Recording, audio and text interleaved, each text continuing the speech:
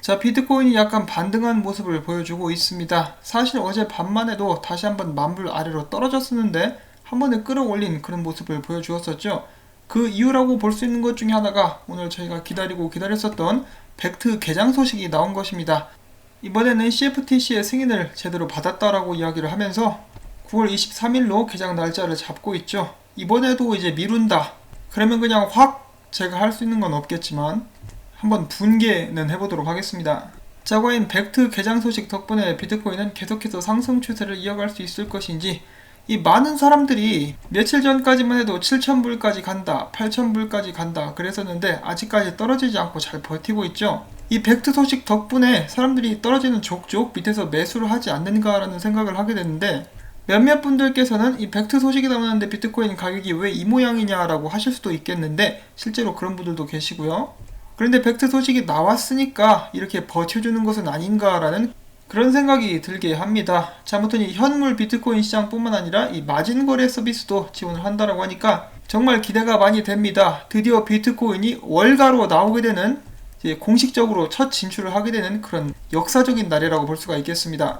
또한 이 월가로 나오게 되면은 일반 투자자들 역시 굉장히 많은 관심을 가지고 지켜보게 될 수 있지 않을까 하는 그런 생각도 들게 되고요. 뉴욕 스탁 익스체인지, 아이스, 마이크로소프트, 스타벅스, 그리고 제가 항상 이야기를 했었던 스타벅스에서 비트코인으로 제3자의 서비스를 거치지 않고 바로 결제를 할 수 있는 그런 서비스들도 한번 기대를 해볼 수 있지 않을까 하는 그런 생각도 한번 해봅니다.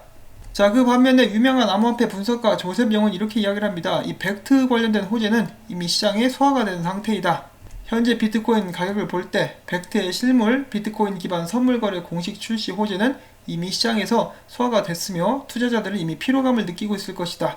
벡트가 비트코인 선물 거래를 정식으로 출시하기로 했지만 이제는 정말로 시장에 거대한 수요가 있는지를 지켜봐야 된다라고 지적을 했습니다. 이제 지켜보면 알 수 있게 되겠죠. 미국 주식시장은 지금 현재 최근에 금리 역전 현상, 지금은 어느 정도 정상화가 되었다라고 하는데 그런 것도 있었고, 조만간에 연준에서 금리를 이제 무려 75% 정도 내리지 않는 한 증권가에서 패닉 현상은 계속될 수 있다라고 사람들이 우려하고 있습니다. 그러면은 그 돈들이 저희 생각 같아서는 비트코인으로 몰릴 수 있으면 정말 좋겠습니다. 이제는 월가의 투자자들이 그들의 고객들에게 비트코인을 정식으로 소개할 수 있는 기반이 마련되었기 때문에 저는 최소한 장기적으로 비트코인이 무슨 사라진다느니 망한다느니 그런 개소리는 이제 좀 완전하게 들어갈 수 있지 않을까 하고 생각이 됩니다. 이런 기사를 대한민국 공영방송에서 이렇게 좀 보도를 해줬으면 좋겠는데 안 하겠죠. 그래놓고 지들은 따로 투자할 거면서. 자, 아무튼 이 다음 소식도 바로 넘어가 보도록 하겠습니다. 국내 소식입니다. 한국 암호화폐 시장 김치 프리미엄 사라졌다. 당연하지. 그렇게 압박을 해대는데, 그리고 너도 나도 나서가지고 사기라고 눈치를 그렇게 주는데 사람들이 뭐 비트코인 얼마나 많이 샀겠습니까? 그리고 신규 발행도 안 시켜주는데 말이죠. 그렇게 신규 발행도 안 시켜주고 힘드니까 한국 블록체인 프로젝트들이 잇따라서 해외 암호화폐 거래소에 암호화폐를 상장하고 있습니다. 해외 거래소들이 원화마켓을 새롭게 열어 국내 암호화폐 투자자를 빠르게 유치하고 프로젝트의 해외 진출에 직간접적인 도움을 준다는 점에서 국내 블록체인 프로젝트들의 매력적인 선택지가 되어가고 있다. 메리블록이나 템코 같이 이미 국내 주요 거래소에서 상장을 마치고 어느 정도 기반이 잡혔다라고 평가되는 프로젝트들은 미국, 싱가포르 등 해외 기반 거래소의 상장 행보를 이어가고 있다. 이 프로젝트들은 비슷한 상장 비용을 들여서 국내 중소형 거래소를 선택할 바엔 아무래도 시장 변화에 빠르게 대응하고 있는 해외 거래소를 주목하게 된다. 특히 원화 입금이 자주 막히는 등 불안한 국내 거래소나 거래소 폐쇄같이 최악의 경우를 생각해 볼 때 국내 거래소 선택이 신중해질 수밖에 없다라고 설명을 했습니다. 자, 그 다음 사기꾼들 이야기 잠깐 또 보도록 하겠습니다. 청담동 주식 부자로 널리 알려졌다가 사기 혐의 등으로 구속 수감된 이희진 씨가 암호화폐 개발 회사를 차명으로 운영하고 있다는 의혹이 포착됐다라고 시사저널이 보도를 했습니다. 이 회사의 이름은 네오로켓, 반려동물 관련 및 어플리케이션과 암호화폐를 개발하는 회사라고 하는데, 무슨 고양이들을 키우는 사람들을 상대로 집사코인, 강아지를 키우는 사람들을 상대로 댕댕이 코인 이런 거 만드는 회사인 것 같죠? 이 네오로켓이라는 회사 조심하시기를 바라고요. 자, 그 다음에는 터질 것이 터졌죠. 올스타빗에서 2천억 원대, 엄청난 돈인데 이 정도 돈을 투자자들로부터 빼돌렸었던 암호화폐 거래소 올스타빗 대표 등 일당들이 경찰에 검거가 되었습니다. 자, 이거 뭐 몇 년이나 살까요? 한번 맞춰볼까요? 한 5년? 길어봤자 7년? 그러면 또 항소하겠죠. 항소하면 또 낮아지겠죠. 2천억 원대 헤쳐먹고 이 몇 년만 살면은 떵떵거리면서 대한민국에서 다시 사업도 하고 열심히 일하는 사람들 비웃으면서 살 수가 있겠죠. 사기꾼들이 살기 정말 좋은 나라. 그래도 어떻게 검거는 좀 했네요. 일단 잡아서 다행입니다. 자, 그 다음으로는 중국에서 무협 판타지 정도가 생각날 정도로 엄청난 또 대규모의 사기를 쳤었던 플러스 토큰, 이놈들의 지갑에서 총 2.85만 개, 그러니까 28,500개의 비트코인이 이동된 것이 확인되었습니다. 아직까지 거래소로의 유입은 불분명한 상태라고 하는데, 어제도 말씀드렸다시피 걔네들 7만 개, 비트코인 7만 개, 이더리움 80만 개 갖고 있으니까 이 던지기 전에 잡아야죠. 이거 던지기 시작하면은 그나마 이제 벡트 덕분에 분위기 좋아졌던 거 다시 다 똥통에 처박을 수가 있습니다. 하루빨리 잡아가지고 바로 이제 돈 뺏고 사용을 시키는 쪽으로 가면 좋겠습니다. 자, 그 다음엔 중국 소식 나와 있습니다. 중국 중앙은행 디지털 통화 암호화폐와 분명한 차이가 있을 것으로 예상이 된다. 코인데스크에 의하면은 중국 중앙은행이 출범을 앞두고 있는 것으로 알려진 디지털 통화가 비트코인과 같이 암호화폐와는 거래가 있을 것이다 라고 예상이 된다 라고 이야기를 했습니다. 이들이 준비한 소식통에 의하면은 CBDC가 유통되는 현금 애무를 대체할 것이다. 그리고 중국 2단계 통화 발행 시스템이 국민의 암호화폐 수요를 억제하고 통화 주권 강화에 도움이 될 것으로 믿는다라고 그쪽에서는 이야기를 했습니다. 이 CBDC가 실제로 어느 정도까지 분산 원장 기술을 이용할 것인지에 대해서는 자세히 설명하지 않았으며 중앙은행이 언제 그것을 시험하고 출시할 계획인지, 그것이 중국 소비자들에게 어떤 선택의 여지가 있는 것인지에 대해서도 아직까지는 불분명한 그런 상태입니다. 자, 그러나 일단 디지털 통화에 사용자가 자산을 통제하기 위한 프라이빗 키를 보유하는 방식은 P2P 거래 시스템에 비트코인 아이디어를 차용한 것처럼 보이지만 디지털 지갑은 은행 계좌에 수탁된 자산의 연장에 불과하다라고 명시를 하고 있습니다. 이어서 여러 건의 출원 서류들을 기반으로 생각을 해봤을 때 CBDC의 예금과 송금 등 과정에서 사용자를 확인하고 거래 요청을 제3자가 검증할 수 있도록 하는 장치를 마련하고 있다. 자, 그래서 이 모든 것을 한번 고려를 해봤을 때 비트코인 같은 경우는 중앙에서 관리를 하는 기관이 없고 누구나 신분증 제시 없이 소프트웨어를 받아서 지갑을 만들 수 있지만은 이 중국에서 발행하는 디지털 화폐는 정반대의 성격을 띠게 될 것이다 라는 것입니다. 한마디로 국민들이 돈을 어디다 쓰는지 전부 다 일거수일투족을 감시를 할 수가 있고 못쓰게 막을 수도 있다는 것이죠. 은행을 통해서. 그래서 중국 국민들은 더욱더 자유로부터는 멀어지는 그런 장치가 되지 않을까 싶습니다. 그전에 종이돈 같은 경우는 마음대로 쓸 수 있었는데 이제는 그런 것도 불가능한 시대가 다가오게 되는 것이죠. 뭐 더 자세하고 정확한 것은 나와봐야 알 수 있겠지만은 일단 나온 정보로는 그렇게 유추가 되고 있습니다. 자, 저스틴 선이 뎁체인이 8월 말 혹은 9월 초에 공개될 수 있을 것이다 라고 이야기를 하고 있습니다. 최근에 모든 알트코인들도 좀 힘들어하고 있는데 트론 가격도 많이 떨어졌다고 하니까 이 기회를 통해 가지고 가격 회복을 한번 노려볼 수 있으면 좋겠습니다. 미국 민주당 대선 후보이자 친암호화폐 정치인으로 알려진 앤드류 양이 최근 인터뷰에서 경제에 대한 내 비전은 암호화폐 공동체에 속한 사람들과 매우 일치한다. 블록체인은 정치, 경제, 시스템의 권력을 줄이고 투명성을 높일 수 있으며 보편적 기본소득의 효율적인 분배를 촉진하는 핵심 도구가 될 수 있다라고 이야기를 하면서 하는 말이 뭐냐면은 이 보편적 기본소득, 즉 소득 수준에 상관없이 18세 이상 모든 미국 시민들에게 월 $1,000를 현금으로 지급하겠다는 앤드류 양의 주요 공약으로 이에 필요한 재원은 구글, 페이스북, 아마존, 애플 등 신흥 IT 기업들로부터 거둔다는 방침입니다. 자, 이거 방송만 아니면 이 미친놈이 아닌가 라고 이렇게 의문을 던져보고 싶은데 모든 미국 시민에게 월 $1,000를 현금으로 준다라는 게 이 정신이 나간 거죠. 지금 미국이 가진 빚이 얼만데, 그리고 그 삥을 지금 대기업들로부터 뜯어보겠다라고 하고 있는 것인데, 이건 뭐 지금 사회주의를 들고 오겠다, 미국을 공산화시키겠다라고 이렇게 이야기를 하고 있는 것은 아닌가 싶습니다. 그러면서 하는 말이 암호화폐 공동체에 속한 사람들과 매우 일치한다. 이 굉장히 심각한 착각을 하고 있죠, 지금. 어떤 민주당 대선 후보는 지금 미국 내에서 학자금 대출이 사상 최대인데 그것을 전부 다 감면을 해주겠다라는 정책을 공약을 내세우기도 하고 있습니다. 이런 사람들이 이제 미국에서 주요 요직을 맡게 되면 나라가 기울게 되겠죠. 정말로 총체적 난국이 아닐 수가 없겠습니다.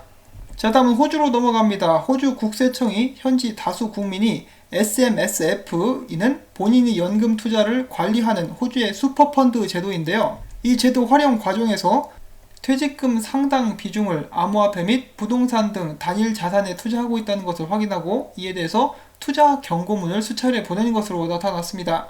그들은 암호화폐는 리스크가 비교적 높은 투자 자산이다. 퇴직금 중 과도한 비중을 암호화폐에 투자하는 것은 바람직하지 못하다라고 이야기를 했습니다. 많은 말을 했죠. 자, 그 다음은 뉴질랜드로 가보도록 하겠습니다. 뉴질랜드에서 새로운 암호화폐 급여 납세 규정은 리브라에게 유리하다라고 미국 정보기술 전문지 와이어드가 이야기를 했습니다. 자, 일단 리브라 같은 경우는 나오게 될 수 있을지 없을지도 모르는 판국인데, 나오게 된다 하더라도 이 뉴질랜드 정부의 입장 그리고 뉴질랜드 중앙은행이 그것을 어떻게 받아들이냐에 따라서 많이 달려 있습니다. 리브라 같은 경우는 일단 나오게 되면 그 후에 이야기를 하는 걸로 보도록 하겠습니다. 자, 톰리의 저주가 시작될 것인가? 톰리가 최근에 이런 발언을 했습니다. 비트코인은 해지 자산이다. 연말 역대 최고가 경신 전망. 입에다가 좀 재갈이라도 물려줬으면 좋겠는데 그새를 못 참고 또 나와가지고 거대 예언을 하나 던졌습니다. 계속해서 예측이 틀려가지고 살해 협박까지 받았다라고 하면서도 이렇게 계속해서 예언을 남발하는 것을 보면은 이런 것도 병이 아닌가 하는 그런 생각이 들게 하는데, 허언증이라고도 하죠. 그런데 이번에는 제발 이 사람의 예측이 맞기를 또 바라보도록 하겠습니다. 자, 모건 크릭 창업자 중에 공동 창업자 중에 한 명이죠. 이번에는 마크 유스코가 최근 CNBC와의 인터뷰에서 순자산 중 최대 5%를 비트코인에 투자해야 된다라고 이야기를 했습니다. 참고로 여기 나와있듯이 또 다른 공동 창업자 안소니 폼플리아노는 자신의 순자산의 50%를 비트코인에 투자했다라고 밝혀서 많은 사람들을 놀라게 한 바가 있었습니다. 자, 다음 코인베이스 관련된 소식이 한 가지가 나왔습니다. 세계 최대 암호화폐 거래소 중에 하나인 코인베이스가 기관 투자자용 전용 암호화폐 보관 서비스를 제공해오고 있는 대형 커스터디 기업 자고를 5,500만 달러 약 한화 600억 원에 인수하기로 해서 대형 커스터디 암호화폐 기업이 탄생하게 됐다라는 소식입니다. 이 bitco보다 더 커졌다라고 합니다. 자, 그래서 여기서 말하는 커스터디, 이 수탁 업무라는 것은 유가증권, 이번에는 암호화폐 보관이나 매매에 관련된 결제 혹은 원리금, 배당금의 수령이나 의결권 행사 등 폭넓은 업무를 제공하는 서비스로 거액의 자금을 취급하는 기관 투자자의 자산 관리나 증권 등의 거래에서 당연한 청산 역할을 담당하게 됩니다. 이는 청산의 구조나 결제 네트워크를 구축하는 데 있어서 중간에 들어가는 제3자 커스터디가 거대할수록 편리성이 향상된다라고 이야기를 하고 있습니다. 자, 이 코인베이스 관련된 좋은 호재라고 볼 수가 있겠고요. 이 다음에는 비트코인 관련된 소식들을 또 한번 보도록 하시죠. 유명 애널리스트, 최근 비트코인 가격 움직임 2017년 황 소장과 비슷하다. 자, 이 기사에는 정말 여러가지 의견들을 한데에 모아놔가지고 종합 선물 세트라고 볼 수가 있겠는데 한번 일단 보도록 하시겠습니다. 최근 대부분의 투자자들과 전문가들은 비트코인이 반등 후 황 소장을 지속할 것으로 보고 있지만 일각에서는 연말까지 조정 가능성을 제기를 하고 있다. 첫 번째로 뉴스 BTC는 이렇게 이야기합니다. 맥D 이동평균 수렴 확산지수는 비트코인 추세 지표가 하락세를 보이고 있어서 앞으로도 더 많이 매도 압력을 받게 될 것으로 시사를 하고 있다. 비트코인의 강세 랠리는 앞으로 몇 주 내에 끝날 수도 있다라고 우려를 했고, 코인데스크 같은 경우는 비트코인이 이날 100일 이평선을 시험한 가운데 강세론자들이 비트코인이 만약에 이제 100일 이평선 아래로 내려갈 경우 8,500달러까지 후퇴할 가능성이 있다라고 진단을 했고, CCN 같은 경우는 최근 글로벌 경제의 불확실성 확대 속 비트코인이 금과 함께 새로운 리스크 헤지 수단으로 주목받았지만은 이날 비트코인이 미국 증시와 함께 급락하며 글로벌 안전자산이 아닌 위험자산으로 본색을 드러나고 있다라고 전달을 했습니다. 또 유명 분석가 중에 한 명인 피터 브란트 같은 경우는 2019년 비트코인 강세장은 분명히 2015년에서 17년 사이의 노력을 능가하고 있다라고 주장했으며, 독일의 100만 장자이자 비트코인 지지자인 킴닷컴도 비트코인이 미국 달러 기준 이틀간 15%의 하락세를 이어갔음에도 불구하고 팔로워들에게 주식을 처분하고 비트코인과 금에 투자하라고 조언을 했습니다. 이 저명한 암호화폐 분석가인 플랜B 같은 경우는 현재 10,000달러대를 넘기 위한 비트코인의 가격 움직임은 1,000달러대의 저항을 돌파하기 위한 2017년 초의 황소장 불마켓과 유사하다고 주장을 했습니다. 장기 비트코인 가격 예측을 돕기 위해 고안된 플랜B의 주식2 플로우는 비트코인 가격이 2020년 5월 반감기까지 55,000달러에 이를 수 있다라고 이야기를 하고 있습니다. 자, 그가 가지고 있는 분석 도구이고요. 이거에 따르면 이제 55,000불까지 간다라는 것이겠죠. 자, 한편 이제 또 다른 암호화폐 분석가 돈 알트 같은 경우는 비트코인 강세론자들이 1,600달러, 최소 9,800달러를 유지해야 그러니까 세력이 그 정도까지 가격을 유지를 할 수 있어야 계속해서 상승을 할 수가 있을 것이고, 만약에 실패한다면은 하락 추세가 지속될 수 있다라고 지적을 했습니다. 또 다른 암호화폐 분석가인 유비는 1800달러 이상의 1일 마감, 이것이 가장 이상적일 것이다 라고 전망을 했으며, 알렉스 크루거 같은 경우는 제가 이제 어제도 이렇게 공유를 했던 그런 부분인데, 현재 크립토 공포 탐욕 지수는 지난 2018년 12월 비트코인 저점을 기록할 당시와 같은 수준이다. 다음 핵심 지지 구간은 1300달러에서 1325달러로 보고 있다라고 전달을 했습니다. 자, 그러면 지금 비트코인 차트를 한번 보시죠. 지금 보고 계시는 것은 일봉 차트인데요. 추세선 위에서 버텨주면서 비트코인이 가격이 약간 올랐다가 떨어지고 있다가를 반복하고 있는 모습이 보여지고 있습니다. 이 삼각수렴이 끝나는 날짜는 이제 대략적으로 9월 10일 정도가 될 수가 있겠는데요. 그 안에 방향성이 나올 가능성이 더욱더 높습니다. 과연 위로 가게 될지 아래로 가게 될지 저점과 고점을 동시에 낮춰가고 높여가고 있는 그런 비트코인의 모습입니다.